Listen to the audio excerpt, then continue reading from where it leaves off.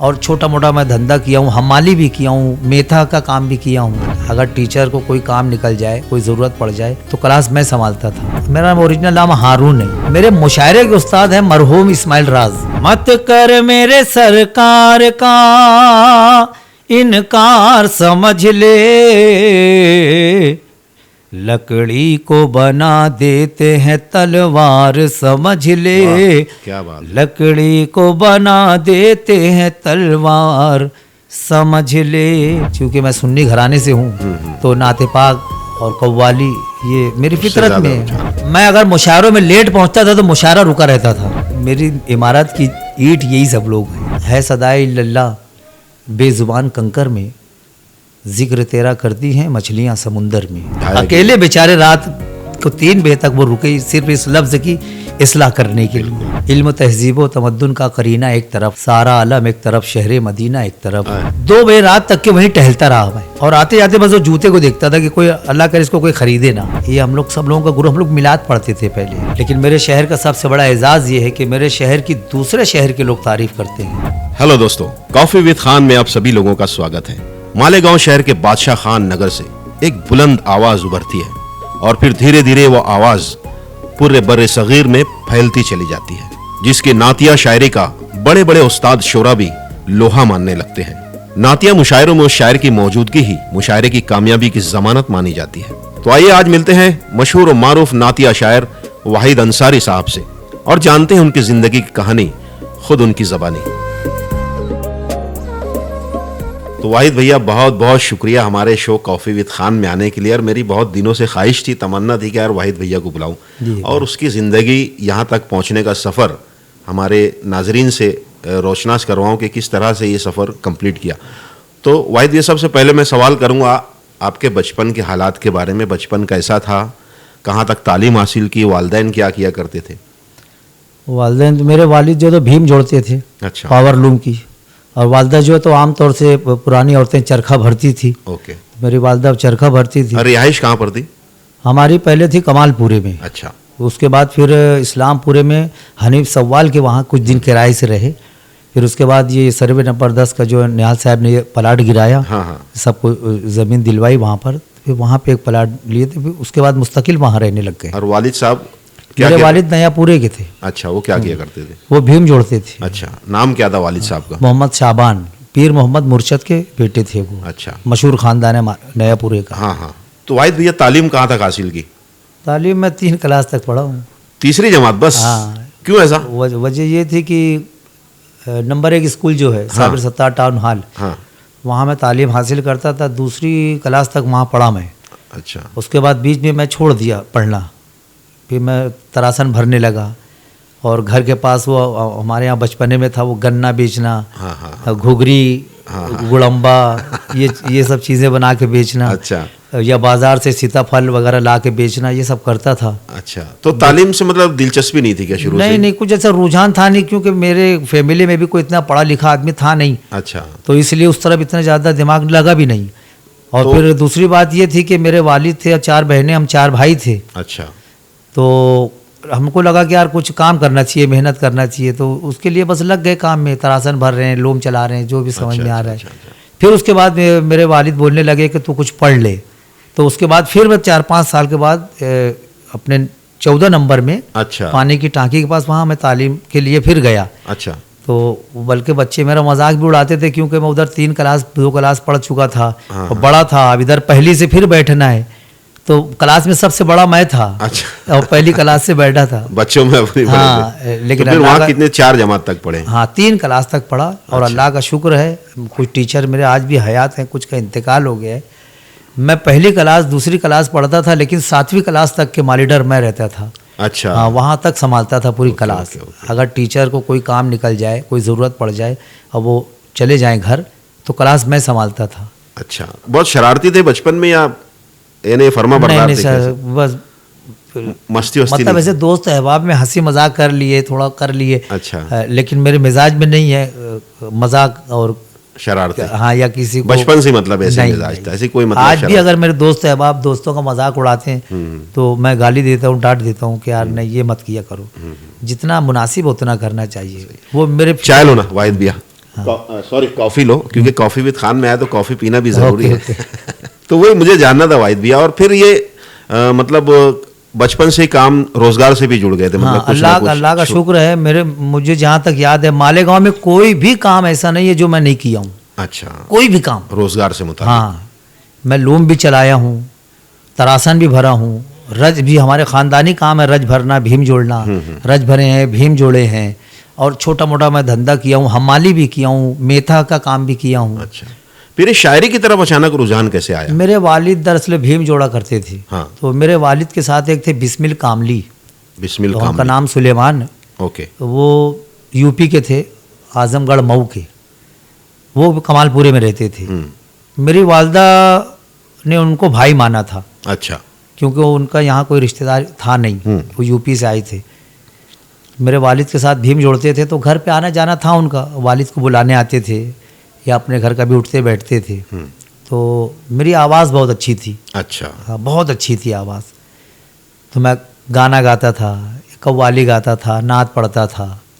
तो एक आध दो मरतबा वो सुने होंगे। हाँ, बिस्मिल साहब ने सुना, तो बोले, मेरे वालिद से बोले कि यार हारून, मेरा ओरिजिनल नाम हारून है। अच्छा, ये भी राज आज खुला। हाँ, मेरा नाम हारून है। तो बोले यार हारूना बहुत अच्छा वो गा हुआ था, पढ़ा था यार, एक शायर बना दिया जाए। अच्छा, फिर वालिद साहब ने क्या हाँ, कहा? मेरे वालिद भी खुश हो गए। अच्छा। इसलिए कि वो एक फिल्म थी जानी दुश्मन, हाँ, हाँ। उसमें एक गीत था चलो रे डोली उठाओ, मोहम्मद रफ़ी साहब ने गाया था वो गीत। और फिल्म अब्दुल्ला का एक गीत था मैंने पूछा चांद से।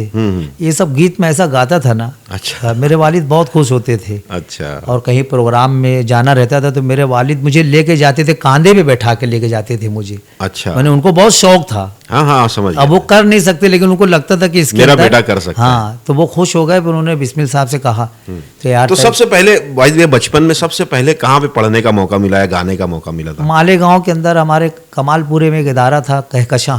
अच्छा। वहाँ पहले अदबी नशिस्तें होती थी। ये असर सिद्दीकी वगैरह का भी इफ्तिदा वहीं से हुआ है। अच्छा अच्छा अच्छा। बहुत मशहूर अदारा था। फिर उसके बाद मदरसा गौसिया है, उसमें नशिस्तें होती थी। तो पहले वहाँ मुझे पढ़ाया गया। तो क्या पढ़े थे पहली बार क्या पढ़े थे वहाँ पे? पहली गज़ल मैंने पढ़ा था, तो यार वो किसकी गजल थी वो? वो मेरे उस्ताद ने थी। तो मैं शायर थोड़ी था। अच्छा, मतलब आवाज़ बहुत अच्छी थी मेरी। Okay okay. तो शुरू में जो गज़लें नात में पढ़ता था वो मेरे उस्ताद लिख के देते थे। अच्छा, तो वो याद नहीं है क्या जो पहली बार पढ़े नहीं, थे? अच्छा। कुछ याद है, कुछ नहीं है। तो फिर ये पढ़ते रहना, इस तरह का सिलसिला कब तक पढ़ते चला? पढ़ते पढ़ते फिर खूब अच्छा पढ़ने लगा मैं। और उस वक्त अजीज़ अदीबी थे। हाँ। आवाज़ जो थी मालेगांव में मुशायरों में, जी। अजीज़ अदीबी, बिल्कुल। महशर जानलवी, सालिह इब्न ताबिस, अनीस नैयर, ये सब आवाज़ से, अच्छी आवाज़ से पढ़ने वाले, मीठी आवाज़ के लोग थे ये। और मैं इनसे बड़ा मुतासिर था। और मैं भी आवाज़ से, तरन्नुम से ही पढ़ता था। तो चूँकि मैं नया था तो और वो लोग पहले से थे इस फील्ड के अंदर। हाँ। तो फिर धीरे से मेरा मामला बना। ओके। हाँ, मकबूलियत हुई, लोग मुझे चाहने लगे, मोहब्बत करने लगे, नशिस्तों में, मुशायरों में बुलाने लगे। फिर मेरे नाम पे बहुत ज़्यादा एतराज़ भी हुआ, चूँकि मैं शायर था नहीं। अब शायर जो होता है वो जानता है ना कि ये कलमकार है कि नहीं है। मैं मुता शायर था। मुता शायर, बराबर। तो जो ओरिजिनल शायर थे वो एतराज़ करते थे कि भाई खुद का पढ़ो, तुम दूसरों का क्यों पढ़ो? हाँ, और फिर अपन छा जाते थे ना। हाँ। तो अब ओरिजिनल को धक्का लगता था ना थोड़ा सा, क्या डुप्लीकेट, नकली जो है ये महफिल में छा जाता। और हम ओरिजिनल लोग, तो बहुत एतराज़ हुआ। जब एतराज़ होने लग गया तो मेरे एक उस्ताद हैं, और शायरी के उस्ताद तो हैं बिस्मिल कामली, मेरे मुशायरे के उस्ताद हैं मरहूम इस्माइल राज। अच्छा। ये जो डाई डेयरिंग और ये जो मेरे अंदर आई है, ये सब भरने वाले इस्माइल राज हैं। अच्छा अच्छा अच्छा। और मुझे नहीं भी बुलाते थे तो मेरे घर आते थे वो, और मुझे साथ में लेके जाते थे। चल नशिस्त में, चल मुशायरे में। और उनके रहने से कुछ लोग एतराज़ नहीं करते थे, उनका थोड़ा दबदबा था। अच्छा। तो फिर मैं पढ़ लिया करता था। फिर जब मुझे लगा कि यार एतराज़ होता है तो जाहिर सी बात है आना सब के अंदर है। अब तुम्हारी शख्सियत पर अगर तनकीद होगी तो तुम उसके लिए संजीदा हो जाओगे ना, सवाल ही नहीं। तो जब मुझे वो मुताशायर बोलने लगे, नकली, डुप्लीकेट बोलने लगे, तो मुझे लगा कि अगर इसमें रहना है तो कुछ करना चाहिए। फिर मैं कोशिश करने लगा लिखने की, करने की। तो पहली गज़ल या पहली नात या हमद कौन सी लिखी थी वाहिद भैया? अब ये भी नहीं बता पाऊँ, कुछ नहीं याद है। तो अपना पहला दरअसल मिला जुला मामला था ना। हाँ, कुछ हाँ। कलाम मेरे उस्ताद के थे इब्तिदाई, फिर बाद में मैं कहने लगा। जब शेर कहने लगे थे तो कोई शेर याद है उस जमाने का, जब पहली या जो भी शुरुआती दौर का उस्ताद ने भी तारीफ मेरे की हो? नात हमद का एक शेर मेरा इब्तिदाई ज़माने का बहुत मकबूल हुआ, और उसको बेशुमार कव्वालों ने, शायरों ने उसका चरबा भी किया। क्या था वो? है सदाए इल्लल्लाह बेज़ुबान कंकर में, जिक्र तेरा करती हैं मछलियाँ समुंदर में। वाह। ये मतलब मैंने कहा था, ये अपना रशीद लेंसिया था ना, हाँ हाँ, लेंसिया कैसेट वाला, तो जब मैं उसके पास उठता बैठता था, उसके वहाँ पे टैंक था मछली का। अच्छा अच्छा अच्छा। तो वो मैं बैठा था उसकी दुकान के ऊपर, वो टैंक के अंदर वो मछलियाँ मुंह चलाती रहती है ना ऐसे, तो हाँ तो वो देख के ज़हन हाँ में बस आया। वो देखा मैं, मेरे अचानक जहन में क्या, बस अल्लाह की अता हो हाँ, गई। बेशक होता तो है। आज बेशुमार कव्वाल लोग जो है मतलब यही रख रहे हैं, और उसमें दूसरे दूसरे शेर लगा के, आगे अपनी हाँ, कव्वाली तो बढ़ा। यहाँ से मेरी बहुत मकबूलियत हुई। अच्छा। और गज़ल तो बहुत मैं शुरू से ही कम कहता रहा, हमद और नात मैं शुरू से ज़्यादा कहा, मेरा मिजाज है, क्योंकि मैं सुन्नी घराने से हूँ, तो नाते पाक और कव्वाली ये मेरी उससे फितरत ज़्यादा में है, रुझान रहा। तो इसलिए ज़्यादा मेरे करीब नात और हमद का मामला रहा। अच्छा, तो उसके बाद में हाँ, तो वो एक मिनट में वो बताना भूल गया कि मेरे उस्ताद ने मुझे इस्माइल राज, मेरे उस्ताद फिर मुशायरों के, वो मुझे लेके जाते थे और डेयरिंग करके मुझे पढ़वाते थे। अगर इस्माइल राज नहीं होते तो शायद मैं शायर नहीं रहता। हाँ, मैं फिर वही पावर लूम में या किसी काम में आ जाता, क्योंकि जिस तरह से लोग परेशान कर रहे थे ना, तो वो तबीयत उचाट हो गई हाँ थी, कि यार मतलब नहीं, इस लाइन में रहना ही नहीं है। लेकिन फिर अल्लाह का शुक्र, मैं शेर कहने लगा और इस्माइल राज ने मेरा साथ दिया। आज अल्लाह का शुक्र, बेशुमार शागिर्द हैं अपने। बेशक। हाँ, अल्लाह का शुक्र। तो बहुत अच्छा बात भी है। तो फिर ये पहला मुशायरा अपनी खुद की कलाम के साथ कौन सा मुशायरा पढ़ा था आप? मालेगांव में ही पढ़ा था मैं। अच्छा। हाँ, ये एक जगह है, सिराज चौक है ना, सिराज चौक में वो स्टूडियो था, एक होटल थी वहाँ पे, देखो सिराज चौक में। हाँ, सिराज चौक में ये पोल वो है ना, डीपी, हाँ हाँ हाँ। उसके सामने एक होटल थी। अच्छा, शायद वो तुम लोग नहीं जान पाएंगे, तो बोलो ना फिर हाँ, क्या? वो होटल थी। वो होटल के अंदर जो है ना, ऐसा खूब बड़ा ग्राउंड था अंदर। अच्छा। ऊपर से सामने से होटल और अंदर ग्राउंड, और रेती बिछी थी। अच्छा, तो वो रेती पे बिछा के लोग बैठते थे, बैठते थे, चाय पीते थे। वहाँ नशिश तो होती थी पहले, ओके। इक्का दुक्का नशिश तो वहाँ भी होती थी। तो वहाँ मैंने पहली बार अपना खुद का कलाम पढ़ा अपना था। कलाम पढ़ा था। तो मेरे उस्ताद ने भी बहुत तारीफ की। क्या था वो कलाम? वो तो याद होगा मेरे ख्याल से। नहीं याद है? हालांकि डायरी पे सब लिखा है तारीख के साथ।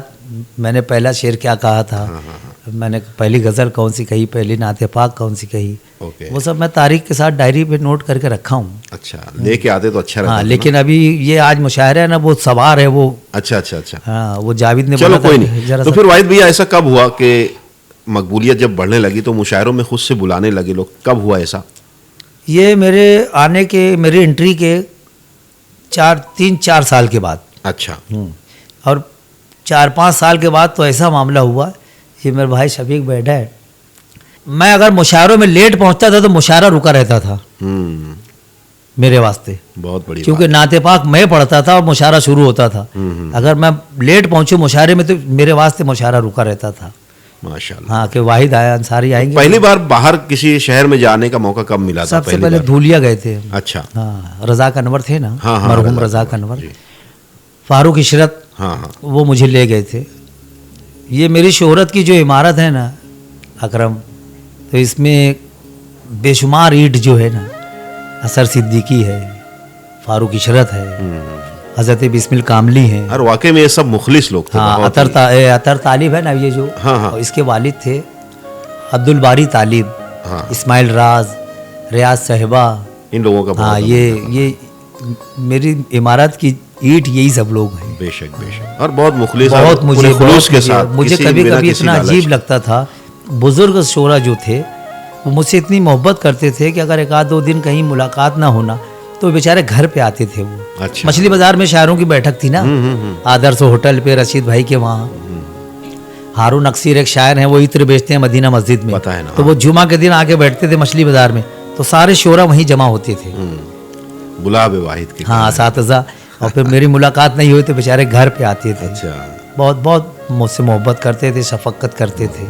तो अभी तक एक शेर में पढ़ा था, हाँ बात हक की कही तो खफा हो गया, मैंने सोचा था क्या और क्या हो गया। फतेह मैदान के अंदर जहाँ अपना है ना, वहीं पे एक अदारा था ऊपर, अपना स्वीट्स वाले, अपना स्वीट। तो वहाँ एक अदारा था ऊपर, वहाँ नशिस्त थी। अच्छा। तो इसमें अजीज़ अदीबी भी थे, मरहूम अजीज़ अदीबी। हाँ हाँ। तो मैं ये शेर मतलब पढ़ा मैंने, तो वो उनकी आदत थी कि वो पढ़ते थे और उनकी टाइमिंग थी, वो बेचारे मजदूर आदमी थे, तो वो अपने टाइम पे चले जाते थे वो। लेकिन वो उस दिन पूरी रात रुके वो। अच्छा। अब लोग परेशान, क्या अजीज़ अदीबी इतनी क्यों देर रुक तक गए। कैसे? हाँ, जब मुशायरा ख़त्म हुआ तो वो पेड़ा चूड़ा सब वो रिफ्रेशमेंट होता था ना, वो देते थे, फिर लिफाफा देते थे, चाय पिलाते थे, शुक्रिया अदा करके रवाना करते थे कमेटी के लोग। अब जब जीने से नीचे उतरे ना, तो अजीज़ अदीबी मेरे पीछे उतरे अच्छा। और वो मेरे बगल में हाथ डाले और मुझे किनारे लेके गए। और उन्होंने मुझसे कहा कि वो बेटा वाहिद, तुमने एक मतला पढ़ा, बात हक की कही तो खफा हो गया, मैंने सोचा था क्या और क्या हो गया। तो ये बिस्मिल साहब को बताए हो कि नहीं? तो मैंने कहा हाँ बताए हैं। तो बोले शायद बिस्मिल साहब की नज़र नहीं पहुंची होगी। वो तकरार लफ्ज़ी जो हर्फ की तकरार आती है ना, हक की, हाँ हक की, हाँ, तो बोले ये मुनासिब नहीं है, इसको ये लफ्ज़ को कैसे, या तो इसको सच की कर लो, बात सच्ची कही तो ऐसा। हाँ समझ गया। तो ये वो लोग थे, वो चाहते तो माइक पे भी बोल सकते थे, बेशक, लेकिन उन्होंने अकेले में समझाया। अकेले बेचारे रात को 3 बजे तक वो रुके सिर्फ इस लफ्ज़ की इस्लाह करने के लिए। बिल्कुल, बहुत बड़ी बात हाँ, है। और मुझे किनारे लेके गए वो, ऐसा नहीं कि ऐसा भी सबके नहीं। सामने, हाँ हाँ। किनारे लेके गए, मुझसे कहा, बोलेगा कि प्रिंसिपल साहब को ये फिर एक मरतबा बता लेना। बहुत अच्छा। तो ये वो लोग थे वाकई में, हाँ, वो सब कतरे, अब वो चले गए। अब बैरून शहर पहले धुलिया जाने का मौका मिला। धुलिया गए, फिर भिवंडी, फिर मुंबई। पहले ऐसा होता था कि मालेगांव के कुछ नाम मशहूर थे, तो जिनको मुशायरा करवाना होता था वो मालेगांव के उन लोगों से कांटेक्ट करते थे, तो वो अपना ग्रुप के 4-5 लोगों का नाम दे देते थे बराबर, और साथ में लेके जाते अक्सर थे। यही होता भी हाँ। है। हाँ। तो उसमें वो चूंकि मुझे चाहते थे, असर साहब है, फारूक इशरत है, रियाज साहबा वगैरह ये लोग, तो ये जब इनका कहीं प्रोग्राम आता था तो मेरा नाम दे देते थे हाँ। और फिर मुझे साथ में लेके जाते थे। तो ऐसे धीरे धीरे धीरे धीरे। और फिर वो मुशायरे जब चला करते थे बाहर शहरों में इधर उधर, तो उसमें सबसे ज्यादा कलाम कौन सा हिट हुआ था, बहुत ज्यादा मशहूर हुआ था, नात या हमद जो भी पढ़ते थे आप? मेरा कलाम नाते पाक में जो मशहूर हुआ, अभी तो मेरा मामला सब नाते पाक और हाँ, जलसे का है। बिल्कुल। गज़ल या मुशायरे तो मैं बराए नाम पढ़ता हूँ, बस कि सब नात और नातिया मुशायरों में ही ज्यादा इन्वाइट भी किया जाता है। मेरा एक कलाम बहुत मशहूर हुआ था, छम छम नाचे है पवनिया तैबा में। थोड़ा गुनगुना के भाई, चंदा मांगे है चंदा, थोड़ा सा गुनगुना के। छम छम नाचे, छम छम नाचे,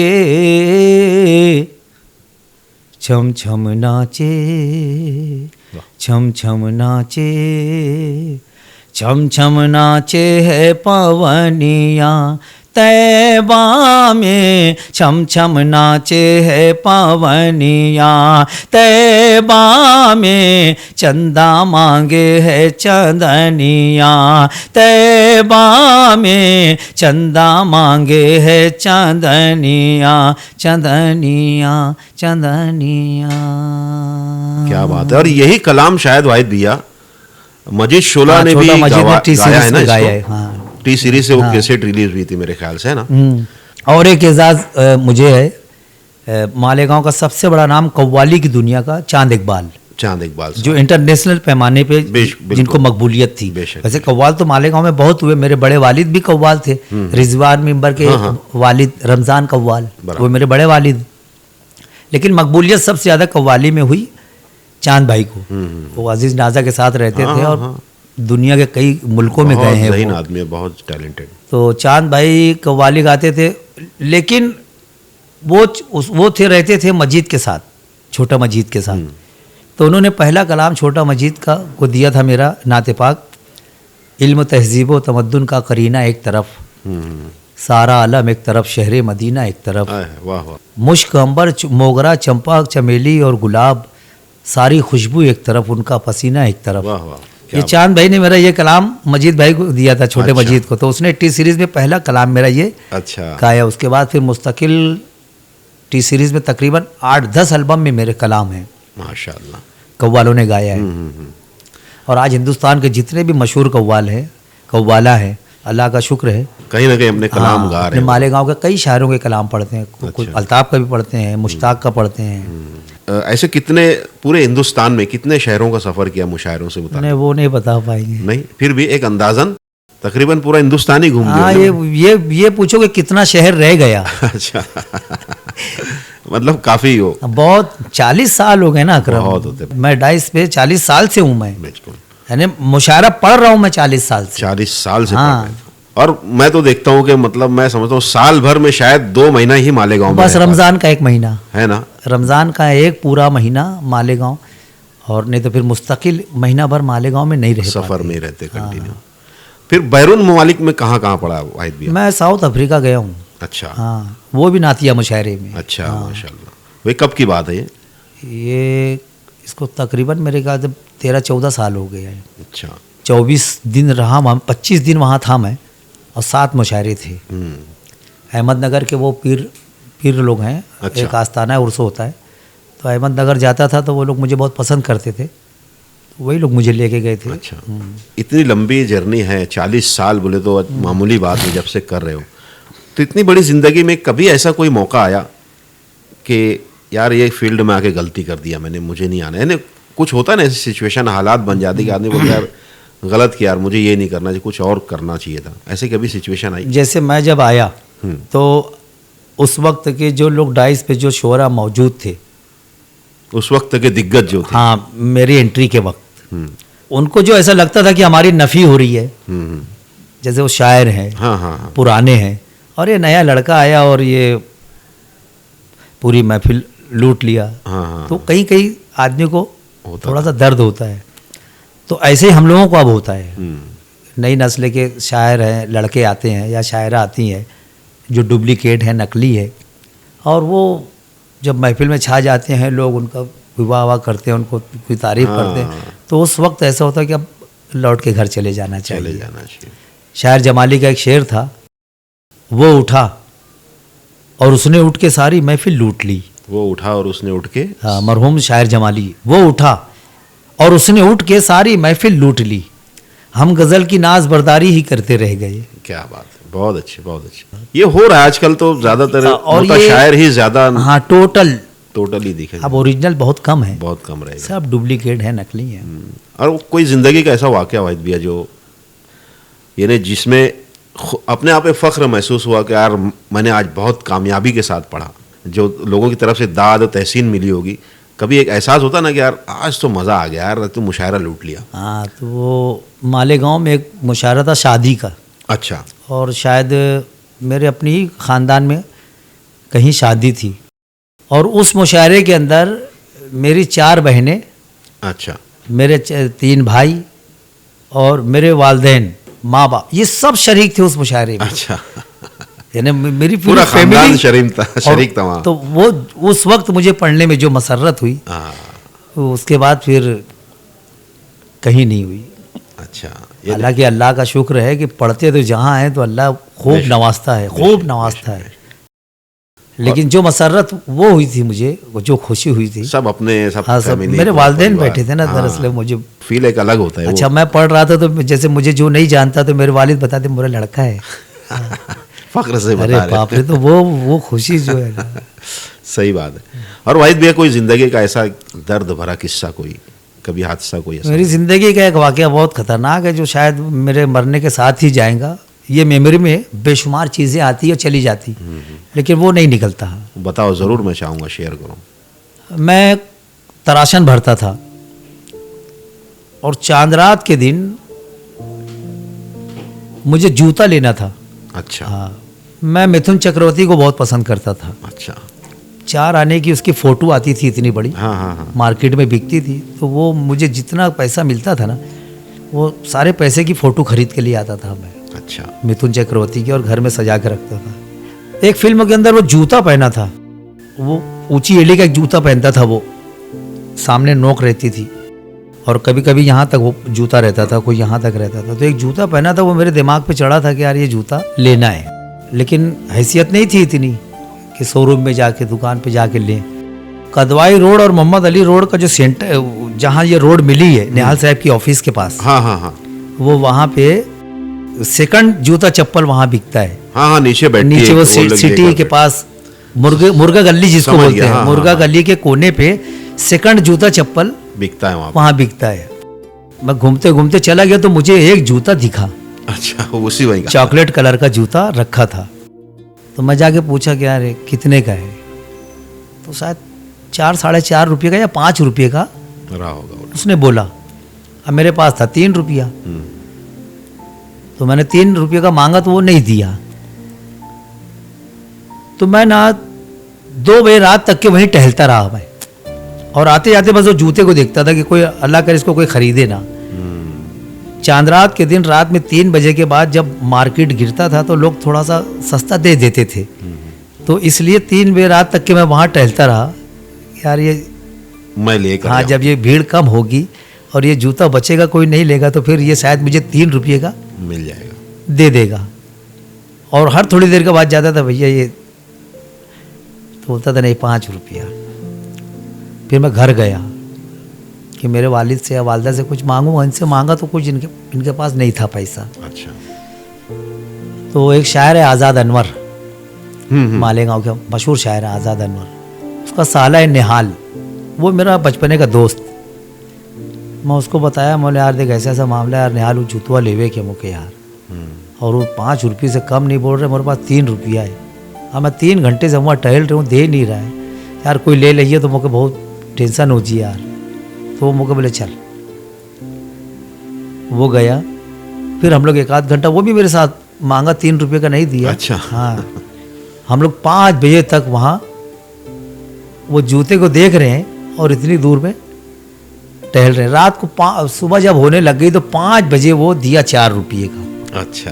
तो निहाल जो था मेरे साथ, वो एक बोले यार ले 1 रुपया मिला के ले तो क्या पसंद है ना? बोले हाँ यार ये मुझे लेवे के। ले लिए, उसको लेके घर आ गए। हालांकि वो जूता बहुत टाइट था। अच्छा। हाँ, मैं पैर में पहना ना तो मुझे बहुत टाइट लग रहा था। अच्छा। उसने काट भी लिया था जूता सब चमड़ी के अंदर। अच्छा, अच्छा। लेकिन अब वो मिथुन पहना था और मुझे वो लेना है, तो वो काट रहा है कि छोटा है कि बड़ा है, ये उससे कोई फर्क नहीं।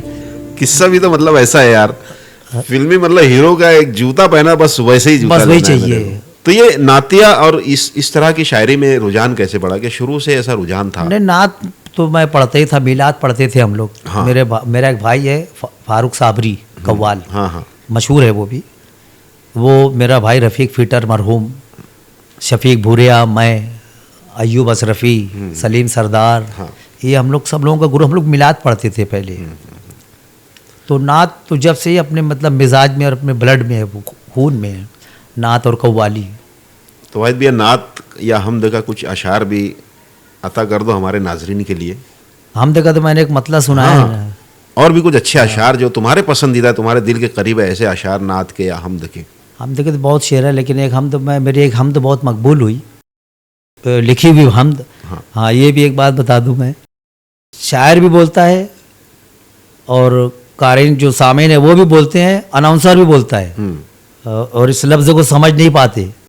जैसे भी कोई मुझे मिलेगा ना, वाहिद भैया तोरी नात पढ़े रहो, मैं हुआ बहुत अच्छे पसंद किए रहे, बहुत पैसा दे रहे, तो ये लफ्ज़ गलत है। ये मेरी लिखी हुई नात। हाँ, ऐसे बोलना चाहिए, ऐसे बोलना चाहिए। नात सरकार की, बेशक। नात के सिर्फ एक ही मानी है, सरकार की मिदत और उनकी तारीफ और उनकी बढ़ाई। लेकिन आदमी बोल देता है कि मैंने जब नात पढ़ा वाहिद अंसारी, वो एक अलग मतलब निकला। हाँ, तो ये बोलना चाहिए कि वाहिद अंसारी की लिखी हुई नात। बिल्कुल, वाहिद की नात नहीं बोल सकते उसको। तो ऐसे हमद भी जो है, वाहिद की हमद नहीं बोल सकते। हमद तो सिर्फ अल्लाह की तारीफ के लिए। तो वाहिद अंसारी की लिखी हुई हमद, ये लफ्ज़ मुकम्मल होता है। मेरी एक लिखी हुई हमद बहुत मशहूर हुई थी, तकदीर बना दे, तकदीर बना दे, अल्लाह मेरे उजड़े हुए दिल को बसा दे, तकदीर बना दे, तकदीर बना दे, तू रात के माथे पे सहर टांकने वाला, वाह, दरिया में सदफ उसमें गोहर टांकने वाला, वाह, इंसान के चेहरे पे नज़र टांकने वाला, लाचार के हाथों में हुनर टांकने वाला, वाह, सहरा से मेरे दिल में भी एक फूल खिला दे, वाह, वाह, क्या तकदीर बना दे, माशाअल्लाह, तकदीर बना बहुत दे। अच्छी, बहुत अच्छी। नात पाक के कुछ शेर मुझे। नाते पाक के तो बहुत बहुत सारे जो दिल शेर। के करीब है बहुत। गुनाहगारों की महशर में एक हंसी के लिए। ये तरन्नुम में पढ़ते होंगे ना? हाँ, तो वैसे ही पढ़ के सुनाओ ना भाई। नहीं तो तरन्नुम में तो पढ़ते हैं, आज तहत में पढ़ लेते हैं। लेकिन पब्लिक वो ज्यादा पसंद करते ना। तरन्नुम ही तो आपका इतनी मकबूलियत का सबब बना। माशाल्लाह कलाम तो अपनी जगह है ही।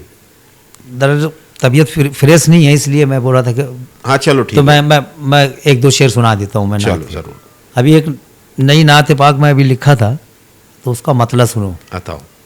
मत कर मेरे सरकार का इनकार समझ ले, मत कर मेरे सरकार का इनकार समझ ले, मत कर मेरे सरकार का इनकार समझ ले, लकड़ी को बना देते हैं तलवार समझ ले, वाह, क्या बात। लकड़ी को बना देते हैं तलवार समझ ले, नामों से रिसालत के लिए आज भी हम लोग, नामों से रिसालत के लिए आज भी हम लोग मरने के लिए रहते हैं तैयार समझ ले, मरने के लिए रहते हैं तैयार समझ ले। और अभी हम देख रहे हैं वाहिद भैया के आपके फर्जंद है जो इरशाद अंजुम, ये भी माशाल्लाह निज़ामत की दुनिया में एक अलग ही मकाम अपना बना रहे हैं।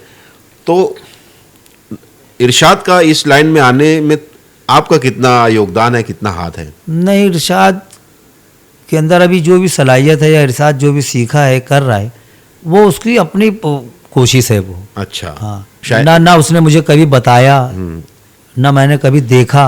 अच्छा।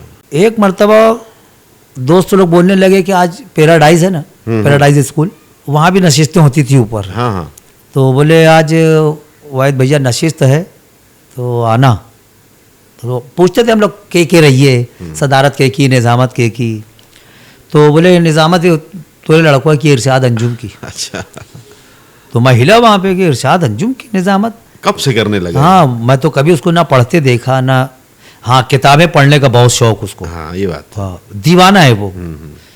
ये इतना मुझे मालूम था कि मुताला करता है, ये पढ़ता है, लेकिन ये शेर समझता है, शेर कहता है और ये सब सीख रहा है, ये मुझे इसका इल्म नहीं था। जब मुझे बोला गया तो मैं स्पेशल गया था, फिर उसको वो नशिस्त में पहली टाइम उसको सुना तो मैं खुद हिला कि यार ये मुझे इसका इल्म नहीं, और इतनी अच्छी निज़ामत, इतनी अच्छी सलाहियत, अच्छा तलफ़ुज़ की अदायगी भी जो है। इलियास सिद्दीकी ने तारीफ़ किया था। अपने ये वो कौन भंगार वाले का फार्म हाउस है ना आगरा रोड के ऊपर, तो वहाँ एक नशिस्त थी, डॉक्टर फारानी वगैरह सब थे, बहुत बड़ा नशिस्त थी। इलियास सिद्दीकी, अस्फाक अंजुम, हारून फराज, साले हजरत, ये सब थे उसमें। तो वहाँ इरशाद ने निज़ामत किया था। अच्छा। तो इलियास सिद्दीकी आखिर में खड़े हुए तो बहुत तारीफ़ किए थे कि इस लड़के को मुबारकबाद इस बात की कि पूरी रात इसने जितने शेर पढ़े, एक भी शेर बेबहरा नहीं पढ़ा इसने। क्या बात है, माशाल्लाह। जबकि नया लड़का है, अभी पहला है। तो उन्होंने बहुत दुआएं दी थी। बिल्कुल। हाँ, एक चीज़ है, वो जब छोटा सा था ना, ज़्यादा से ज़्यादा 6-7 साल का, तो वो मेरे साथ मुशायरे में जाता था। अच्छा। हाँ, कुछ फ़ोटो भी है मेरे पास। मुशायरे में वो बैठा है, इतना सा है, मेरे साथ बैठा है। ये शौक था उसको मुशायरे में, और वो वहीं से उसको लगन लगी। हाँ, बेशक वो होता ही है, अगर बाप कर रहा है तो बेटे को कहीं ना कहीं। और मेरे किसी बच्चे के अंदर शेर कहने की सलाहियत नहीं है, ना उससे शौक है। हाँ, मेरे बच्चे शेर समझते हैं, सब जितने बच्चे हैं मेरे, कैसा भी शेर सुना दो वो समझते हैं और बताएंगे कि ये शेर क्या है। लेकिन कहना बस इसी को आता है। बस कहना इरशाद, और मुझसे तेज कहता है इरशाद। अच्छा। मैं अगर एक शेर 2 घंटे में कहूँगा तो इरशाद 10 शेर कहेगा 2 घंटे में। सही है, सही। इतनी तेज कहता है शेर वो। बहुत बहरहाल कहीं ना कहीं खुशी होती है वाहिद भैया कि अरे यार, तो है मेरा नाम बाकी रखने वाला ना। अच्छा, कुछ लोग बोलते भी है ना कि ये मेरा भतीजा, वो मेरे रिश्ते से बोलते हैं। जैसे तुम बोलोगे ना माइक पे कि मेरा भतीजा इरशाद, बिल्कुल, तो वो खुशी होती है ना, मेरा बेटा इरशाद। बहुत बड़ी बात है। तो वाहिद भैया, जैसे ये जितना भी सफ़र है, अभी हमारे बहुत से नौजवान भी ऐसे शायरी से दिलचस्पी रखते हैं, लेकिन उनको वो मकाम नहीं मिल पाता। तो ऐसे जो नौजवान जो शायरी से शगफ़ रखते हैं, सीखना चाहते हैं, अच्छे शेर कहना चाहते हैं, अच्छे शायर बनना चाहते हैं, तो उनको क्या मैसेज देना चाहोगे कि ज़िंदगी में सबसे ज़रूरी क्या आगे बढ़ने के लिए? देख अकरम, पानी का एक बूंद जो होता है ना, जो पत्थर पे जो गिरता है, चट्टान पे तुम देख लो, हाँ, हाँ। एक बूंद पानी, अगर एक बूंद पानी वो एक मर्तबा गिर गया और उसके बाद नहीं गिरेगा तो वो उसका वजूद खत्म हो जाएगा, वो उस बूंद का, बिल्कुल। और वो पत्थर को भी कोई फर्क नहीं पड़ेगा। लेकिन वही बूंद अगर मुस्तकिल वो चट्टान पे गिरता मुसलसल रहे ना, गिरते। मुसलसल, तो सुराख कर देता है, वो छेद कर बेशक। देता है पत्थर के अंदर, वो पानी का बूंद। बिल्कुल बिल्कुल। तो कोई भी फन हो, कोई भी आर्ट हो, उसमें दीवानगी, लगन बहुत जरूरी है, मुस्तकिल मिजाजी जिसको बोलते हैं। हाँ, लेकिन ईमानदारी से, ईमानदारी को शर्त। है ना, कोई भी काम के लिए ईमानदारी, सच्चाई बहुत जरूरी है। डुप्लीकेट बनोगे तो कुछ दिन का मंजरनामा रहता है, वो बराबर। उसके बाद खत्म हो जाता है। चाहे टूटा फूटा मेरे बाद कितने लोग आए शहर में, कितने आए, मुझसे अच्छा अच्छा कहने वाले, पढ़ने वाले आए, लेकिन अल्लाह का शुक्र है कि आज भी सदाबहार हैं। बेशक बेशक। क्योंकि शायरी के अलावा मेरे मामलात रिश्तेदारों से, दोस्तों से वो अलग है। मेरा रिलेशन जो है, पूरी दुनिया में जो भी उस्ताद शुरा है, उनमें कौन कौन से पसंदीदा हैं आपके? मेरा पसंदीदा शायर जो डॉक्टर बशीर बद्र है। अच्छा। ये शायरी के एतबार से तगज़ुल का बादशाह कहते थे फैज़ अहमद फैज़ को, उसके बाद फैज़ अहमद फैज़ के बाद तगज़ुल का बादशाह बशीर बद्र। बशीर बद्र। जैसे तगज़ुल का बादशाह पाकिस्तान में अहमद फराज, ऐसे इंडिया में बशीर बद्र तगज़ुल का। तो उसमें उनको बहुत पसंद करते थे। और मुशायरों में, मुशायरा एक अलग चीज़ है, एक अलग दुनिया। हाँ, तो उसमें राहत भाई हमको राहत भाई बहुत पसंद, लूट लिया जाएगा। हाँ, राहत भाई का लहजा, और फिर इंसान आदमी भी था वो। और नातिया शायरों में किसको पसंद करते हो? नातिया शायरी में तो कृष्ण बिहारी नूर, एक हिंदू शायर लखनऊ का। हाँ हाँ हाँ हाँ, काफ़ी नाम है। वो हमारे यहाँ सुन्नी मदरसा है, एक हनफिया सुन्नी मदरसा है जेटी के पास, तो उसका इमदादी एक प्रोग्राम था, मुशायरा नातिया जेटी में। अच्छा। उसमें निहाल साहब चीफ गेस्ट थे। अच्छा अच्छा अच्छा। तो कृष्ण बिहारी नूर वहाँ आए थे, तो वो नाते पाक पढ़ते थे, तो वो हम लोगों को बहुत अच्छी लगती थी, दिल को लगती थी। फिर एक था जफ़र जलालपुरी, राही बस्तवी, ये उस ज़माने के हबीब हाशमी, नातिया शायर थे। हाँ, नात के हबीब हाशमी कलकत्ता के, ये सब लोगों को सुनते थे तो मुतासिर होते थे। और म्यूजिक से लगाव है, दिलचस्पी तो बचपन से ही थी म्यूजिक से। वो तो मेरे मिजाज में है। म्यूजिक में गजलें ज़्यादा कुछ जाता है मैंने ना, मैं हारमोनियम बजा मुझे आती है, न तबला, हमने तो हाँ कुछ नहीं।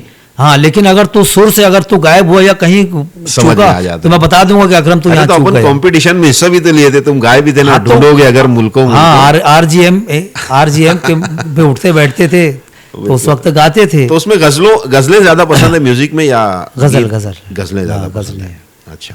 वो आबदा परवीन को मैं ज्यादा सुनता था। हाँ हाँ, वो तो। वाहिद भी अभी थोड़ा सा शहर के हालात पर आते हैं।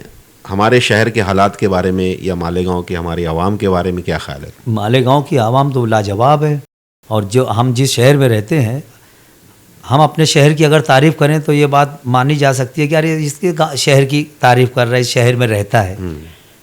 लेकिन मेरे शहर का सबसे बड़ा एजाज़ ये है कि मेरे शहर की दूसरे शहर के लोग तारीफ़ करते हैं। ये बड़ी बात। यहाँ की मेहमान नवाजी की, यहाँ की फ़नकारी की, यहाँ की दिलदारी की।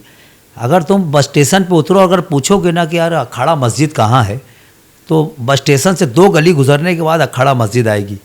तो मेरे शहर का कमाल ये है कि वो तुमको ये नहीं बताएगा कि ये ऐसे जाना, ऐसे जाके ऐसे चले जाना कोने पे, वो तुमको साथ में अखाड़ा मस्जिद तक लेके जाएगा। बिल्कुल, ये अखाड़ा मस्जिद है। ये मेरे शहर का मिजाज है। और मुझे याद आता है जब शहर की बात आती है कि शहर के लोग कैसे हैं, यहाँ का रख रखाव कैसा है, यहाँ की सोच कैसी है, यहाँ का किरदार कैसा है, तो मुझे एक वाक़या याद आता है कि आसाम में सैलाब आया था। अच्छा। और बहुत बड़ा सैलाब, और बहुत बड़ा नुकसान हुआ था। उसमें कई हज़ार लोग बेघर हो गए थे, कई 100 लोग मर गए थे।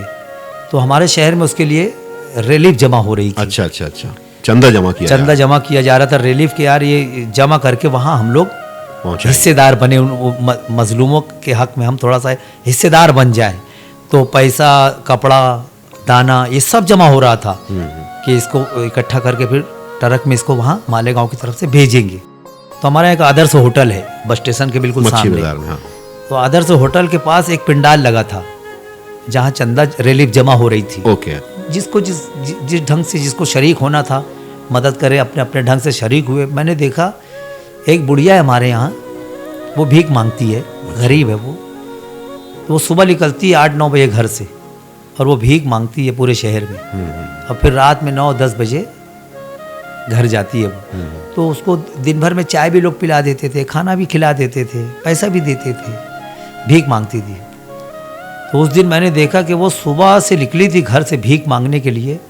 अगर वो रोज़ 4 गली में भीख मांगती थी तो उस दिन उसने 10-12 गली में भीख मांगा। अच्छा, कंटिन्यू। ना उस दिन उसको चाय पीने की फिक्र थी, ना खाना खाने की। पूरे शहर से वो पूरा दिन धूप में घूम के भीख मांगती रही, पूरा दिन।